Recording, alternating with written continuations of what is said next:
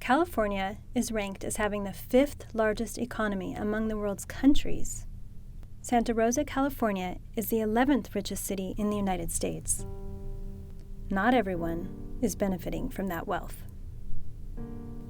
Santa Rosa has the largest homeless population in Sonoma County. Kalani Raposa paroled into homelessness after 19 years in prison for a nonviolent offense. And I'd been gone so long that the world I paroled into wasn't the world I left. I spent about a year homeless. It's hard though, because when you become homeless, you have to take the values that you and I live by and trade them in for values that are going to keep you alive on the streets. It takes a tremendous amount of skill and ingenuity to live under the conditions that they live under. Adrienne Lobby is a founding member of Homeless Action and president of SAVES.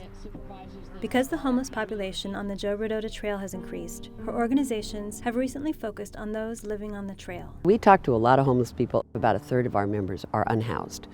The biggest thing we always get is, where can I go? Right now we have a camp that has almost 200 people. On a day-to-day level, it's really tough. You have to figure out where to get your food, how to stay warm, but lots of people on the trails, they're traumatized. People will yell out of their cars, "Loser, get a job." People look down on you because we're homeless. Tara from Santa Rosa has been homeless for 30 years and now lives on the Joe Rodota Trail. My mom and dad, my whole family are drug addicts and alcoholics. I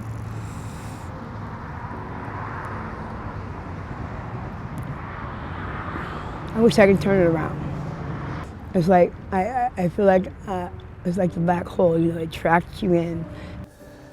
There's just like 2 or 3 basic things that you think about, food, shelter, water. And while I'm getting these things, who's gonna watch my stuff? And in between, I'm looking for work. And people will feel like, well, you've got all this time, these homeless are just sitting around, why don't they go look for work? Well, you know what? If I've got like half of my day tied up in just getting fed, it makes it a challenge to get to the other places I gotta do. There's plenty of work out there for any of these people that are willing to work. Citizens for Action Now, whose Facebook group was started in October 2019, describes itself as consisting of concerned citizens of Santa Rosa. They are a fixture at City Council and County Supervisor meetings. Stick up for the taxpayer and take care of us and quit worrying about the homeless people, because they're really not homeless. There's probably 20% that choose to be homeless. Because the Joe Rodota Trail is a bikeway, Sonoma County Bicycle Coalition is invested in returning its status to only that. This keeps getting framed as a bicyclists versus the homeless thing, which I don't think it is. We have compassion for the homeless, but there needs to be a sanctioned camping area that doesn't take away from the use of this trail as a transportation corridor. Everybody has a story. Scott moved to Santa Rosa in 2004. I've never been homeless before. Usually it involves a couple of crises. I had a breakup with somebody. So they burn out their support system on the first crisis, and then they have a second one. I have active colon cancer. Chemotherapy sucks. You just feel like that big. It really is debilitating. Rochelle Roberts and her sister Jillian started Sonoma County Acts of Kindness on November 11, 2019.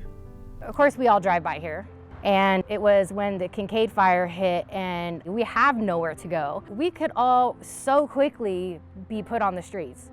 We just wanted to kind of work with them, not do it for them, work with them and get them driven to help clean up their community. Most of them aren't bad people. Most of them are just lost and they need help. When you're living your truth in front of everyone, it's really nerve-wracking. It can even become suicidal. I just want to give up.